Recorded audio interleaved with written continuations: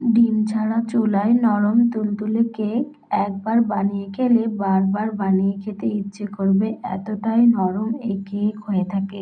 একটা বাটিতে আমি 1 কাপ সুজি নিলাম। এর সঙ্গে আগে থেকে ফেটিয়ে রাখা টক দই, দুধ অ্যাড করে দেব। দিয়ে নাড়াচাড়া করব। দেখুন ঘন হয়েছে। এর মধ্যে এবার আমি আবারও ফুটিয়ে রাখা দুধ অ্যাড করে দেব। দুধটাকে দিয়ে আবারও ভালোভাবে ফেটিয়ে নিতে হবে।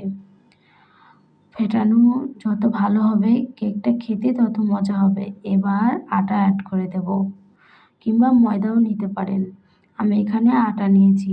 আটা নিয়ে আবারও নাড়াচাড়া করে এর মধ্যে তরল দুধটা অ্যাড করে দেব। তরল দুধটা দিয়ে আবারও ভালোভাবে ফেটিয়ে নিতে হবে। যত ভালো ফেটানো হবে তত খেতে স্বাদ হবে। এবার এর মধ্যে চিনি অ্যাড করে দেব। চিনি অ্যাড করে দিয়ে আবারও ভালোভাবে নাড়াচাড়া করে নেব।